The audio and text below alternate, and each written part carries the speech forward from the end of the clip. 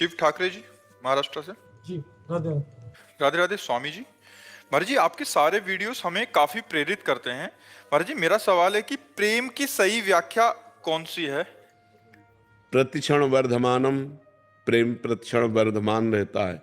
कामना रहितम, किंचन मात्र कामना नहीं रहती। सूक्ष्मतरम, वो बुद्धि के द्वारा समझा नहीं जा सकता। अत्यंत सूक्ष्म अनुभव स्वरूपम, वो स्वयं से अनुभव किया जा सकता है।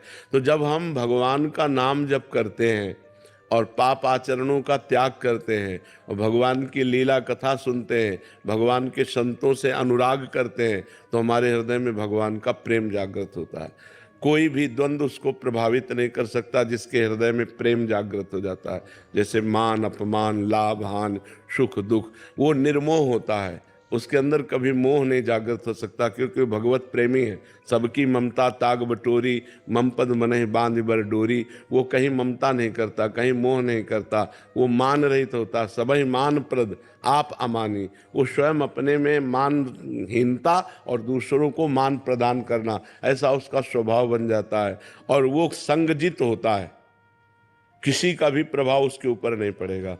कामिनी, नाना प्रकार की संपत्ति, नाना प्रकार की प्रशंसा, मान प्रतिष्ठा, इसका कोई भी नहीं। जित संग दोषा होता है, उसके अंदर किसी भी दोष का प्रभाव नहीं जागृत हो सकता। जैसे भुने हुए चने को कितना भी आप खाद पानी लगा के बो दो, कभी जगेगा नहीं। ऐसे वो जिसके हृदय में प्रेम जागृत हो जाता है, वो विनिवृत्त कामा, समस्त कामनाएं उसकी शांत हो जाती हैं। कभी उसमें काम आदि दोष स्फुरित नहीं हो सकते।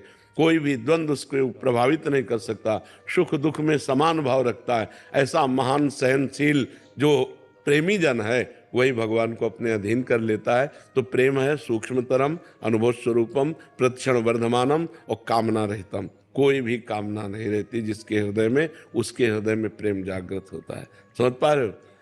ममता, स्नेह, कामना, आसक्ति, राग, इन सब का संसार से नाश हो जाता है। एकमात्र भगवान में ममता, एकमात्र स्नेह भगवान में, एकमात्र आसक्ति भगवान में, एकमात्र चाहत भगवान की, ये प्रेम का स्वरूप है।